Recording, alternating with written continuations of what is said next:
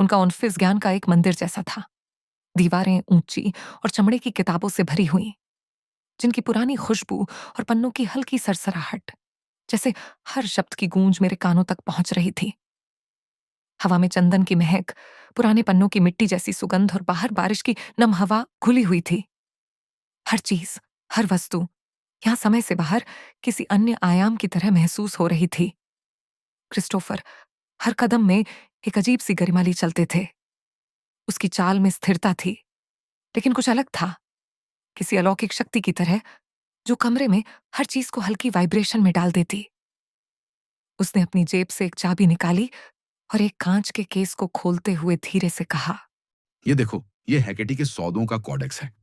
उसने मुझे किताब दिखाई, गहरी काली चमड़े से बंधी, भारी, पन्नों में सूखे फूल और पुराने अनोखे निशान।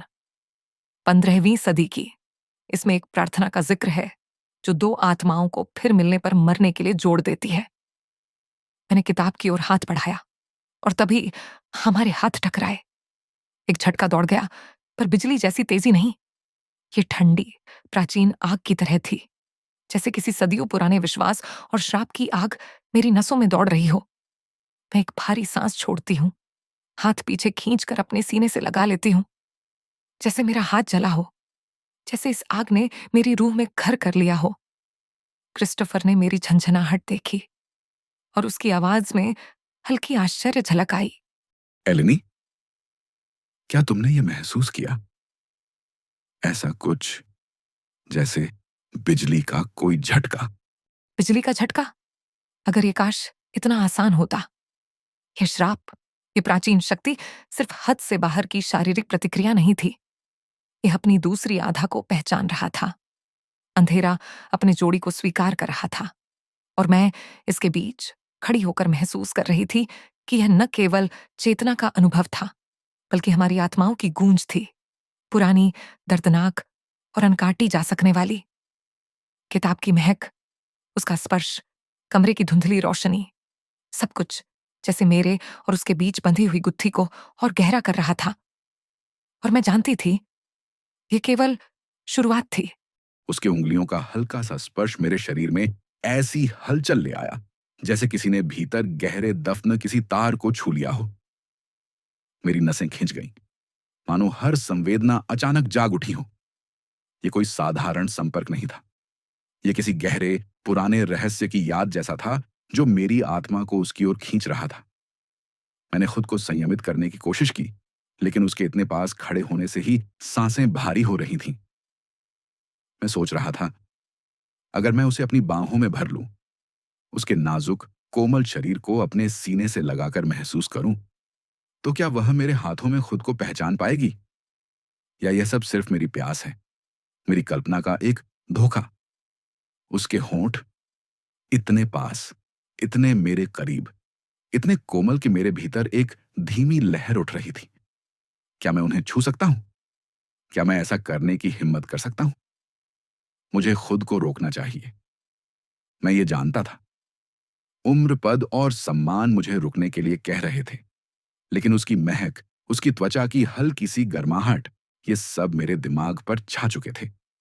मेरे हर विचार में वह घुल चुकी थी। वह मेरे सामने खड़ी थी, शांत और स्थिर, लेकिन उसकी हर नजर, हर हल्की सी हरकत मेरे भीतर एक तूफान खड़ा कर रही थी।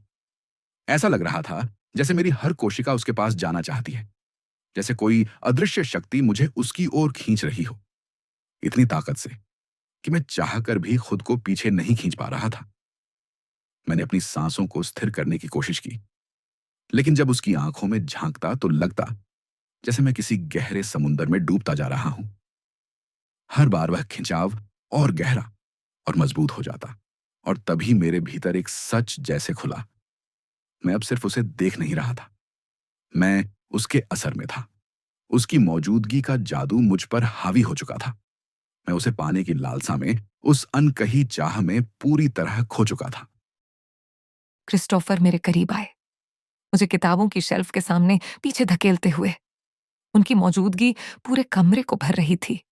एक गर्माहट जो जाल की तरह महसूस हो रही थी, एक आराम जो मुझे मेरी ही विनाश की ओर खींच रहा था। उनका हाथ उठा अंगूठा मेरे चेहरे को हल्के से छू गया, इतना कोमल कि मेरी आंखों में आंसू आ गए। स्पर्श इतना नाजुक और लगभग इनोसेंट था कि मेरा डर और भी गहरा हो गया। तुम आखिर कौन हो एलेनी? उसने धीरे से फुसफुसाया। उसकी सांस मेरे गाल पर गर्म थी। तुम कौन से राज ऐसे अपने भीतर छुपाए हुई हो? उन्होंने सिर झुका दिया। उनके होंठ मेरे होंठों के पास थे और तभी पिछले जन्मों की यादों ने मेरे अंदर एक विस्फोट कर दिया। आगे 1409 मेरी त्वचा हड्डियों से अलग होती जा रही थी। दर्द ने मेरे हर सोच को ढक लिया। जलते बालों और जलती त्वचा की बदबू तेज और घनी, सांस लेने तक मुश्किल।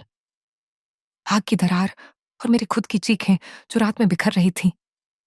और इसके बीच कायरोस की आवाज डर से कांपती हुई।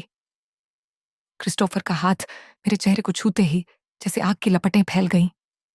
हर स्पर्श मेरी त्वचा में भस्म बनकर उतर रहा था। यह दर्द नफरत से नहीं, बल्कि एक अज्ञात डर से भरी हुई ताकत की तरह था। मैं अपनी पूरी ताकत जुटाकर उन्हें धक्का देने लगी। धक्का लगते ही वह पीछे की ओर लड़खड़ा गए। उनके कंधे और बाह की मांसपेशियां उसके कोट के नीचे उभर आईं, जैसे मेरी अचानक क्रूरता ने उसे चौंका दिया हो। मैं फर्श पर गिर पड़ी, अपने हाथों से अपने चेहरे को पकड़ते हुए, मानो उस अदृश्य आग को रोकने की कोशिश कर रही हूं। मेरी सांसें हड़बड़ाई हुई थीं और मेरे कानों में खुद की चीखें गूंज रही थीं। एलेनी, मुझे प्लीज माफ कर दो। क्रिस्टोफर ने मेरा हाथ पकड़ने की कोशिश की। उसके चेहरे पर चिंता साफ दिख रही थी। मैं पीछे हटी, जैसे वह कोई महामारी हो। मेरा शरीर असहाय और कांपता हुआ। मुझे छूना मत, दूर रहिए मुझसे, मैंने चीखा। आप समझ नहीं रहे। आंसू मेरी गालों पर बहते हुए साफ रास्ता बना रहे थे। जब भी आप मेरे पास होते हो, जब भी आप मुझे छूते हो, मैं मर जाती हूं। क्या आप सुन रहे हो? मैं मर जाती हूं। ये आपकी गलती नहीं है, लेकिन यह हमेशा होता है।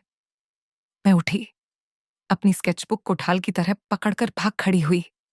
उन्हें वहीं खड़ा छोड़ते हुए, हाथ अब भी फैला हुआ, चेहरा उलझन और कन्फ्यूजन का मिश्रण लिए। कमरा मेरे चारों तरफ सिकुड़ता सा लग रहा था।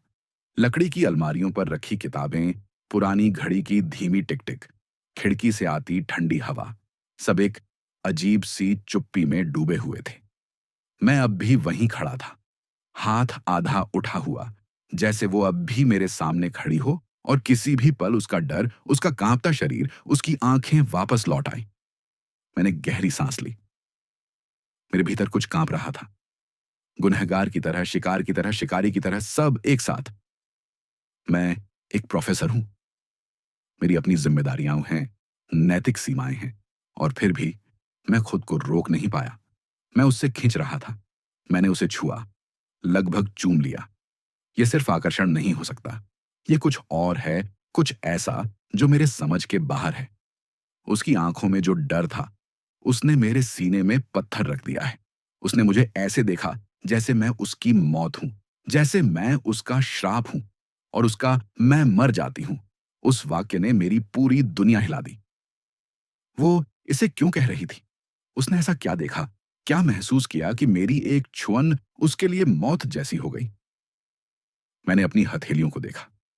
वही हाथ जो एक पल पहले उसके गाल को छू रहे थे, अब खाली और ठंडे लग रहे थे। मैं सोच रहा था, अगर सच में उसके साथ कुछ होता है, अगर उसका डर सही है, तो क्या मैं इसका हिस्सा हूं? क्या मैं ही वो कारण हूं जिससे वह बचना चाहती है? मुझे यह सब समझना होगा। ये कोई साधारण लड़की नहीं है। उसकी बातें, उसका दर्द, उसकी आंखों की पुरानी गहराई, वो सब कह रहा था कि उसके पास एक कहानी है, एक रहस्य जो मुझे भी निगल सकता है। मैंने खिड़की की ओर देखा। बारिश थम चुकी थी, लेकिन पानी की बूंदें अब भी शीशों पर टपक रही थीं, जैसे मेरी सोच का बोझ। मैंने खुद से वादा किया, मैं सीमाएं तय करूंगा, लेकिन फिर भी मैं सच्चाई जानकर ही रहूंगा। मुझे समझना होगा कि उसके साथ क्या हो रहा है, मेरे साथ क्या हो रहा है। क्योंकि अगर मैं ये नहीं समझा, तो शायद न वो बच पाएगी, न मैं। मैं वॉशरूम में भागी और खुद को एक केबिन में बंद कर लिया। ठंडा पानी चेहरे पर छींटा, लेकिन जैसे ही ऊपर देखा, आईने में मेरी नहीं, हथेलिया की शक्ल थी, वही आंखें, वही आतंक, वही आग जो 1409 में उसे निकल गई थी। एक पल के लिए मुझे लगा मैं गायब हो गई हूं, कि वो और मैं एक ही हैं, कि मैं सिर्फ उसकी परछाई हूं, उसका दोहराव, उसका श्राप। उसने मुझे छुआ और मैं जल गई, बिल्कुल 1409 की तरह, हमेशा की तरह। यह श्राप कभी फेल नहीं होता, कभी नहीं। मेरे फोन की स्क्रीन बार बार चमकने लगी। मारिया के, लीना के मैसेज आ रहे थे बार बार। हम बहुत चिंतित हैं। हमसे बात करो एलेनी। क्या वह तुम्हें परेशान कर रहा है? We can help you.